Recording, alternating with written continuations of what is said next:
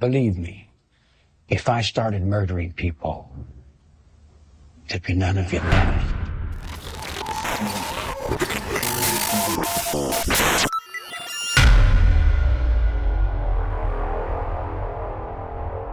In today's episode, we unravel the terrifying allure Charles Manson, an infamous charismatic leader, an embodiment of manipulation and warped ideology, one who masterfully brainwashed a cadre of young minds, pushing them into committing devastating acts of violence. In the tumultuous late 1960s, amidst the backdrop of the counterculture revolution, emerged a cult that would shock the world and leave an indelible mark on history. The Manson family, a name that is synonymous with cult behavior. The mark on my head simulates the dead head black stamp of rejection, anti-church, falling cross, devil sign, death, terror, fear, said Charles Manson, trailing off. Theirs was a thin line between loyalty and blind obedience, between sublime guidance and pure manipulation.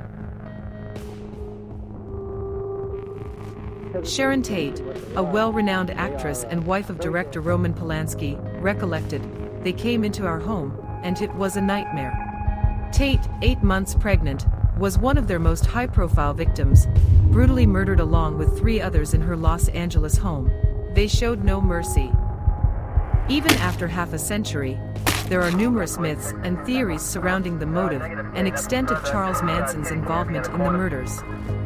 At the time, prosecutors claimed that Manson ordered the killings, including Tate's, because the previous owner of the house, Terry Melcher, had refused to record Manson's music.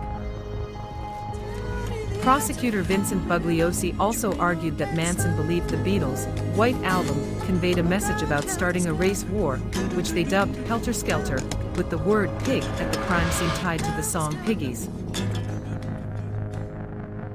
But how did Manson's reign of terror begin?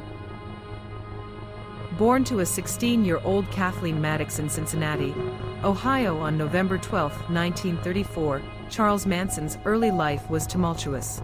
His biological father remained a mystery, and with his mother incarcerated for armed robbery, young Manson found himself under the care of relatives in West Virginia. By the age of 9, he was entangled in a cycle of juvenile detentions for crimes ranging from petty theft to auto theft. This path led him to multiple stints in prison.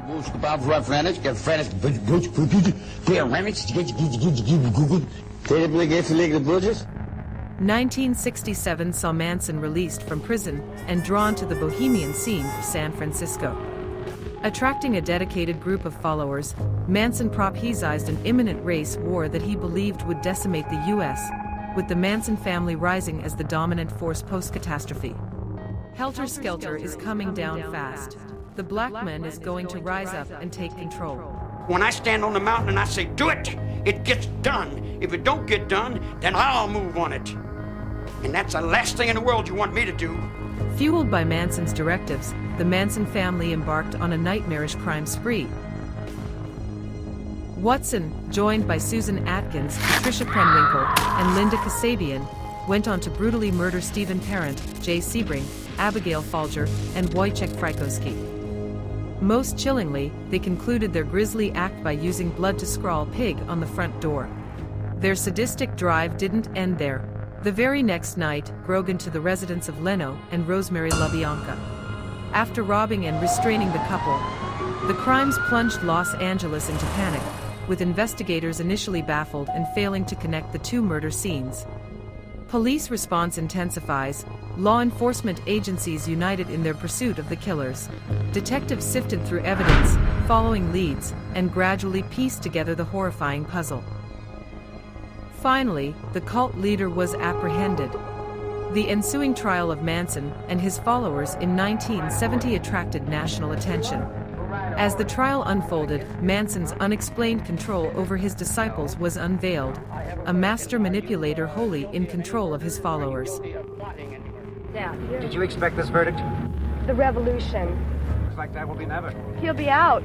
All the people will be out. What makes you so sure? Angela Davis will be out. Bobby Seale will be out. There's a revolution. We'll be here. When do you expect this revolution? Soon.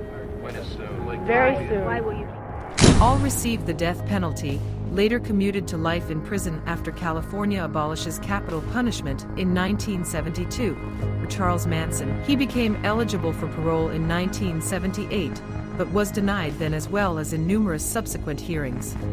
In the end, justice was served. Charles Manson and his devoted followers were convicted, their fate sealed by their own heinous acts. Handcuffed, they were led away, but the scars they left on society would remain, like festering wounds in the collective memory. If I wanted to kill somebody, I'd take this book and beat you to death with it, and I wouldn't feel a thing.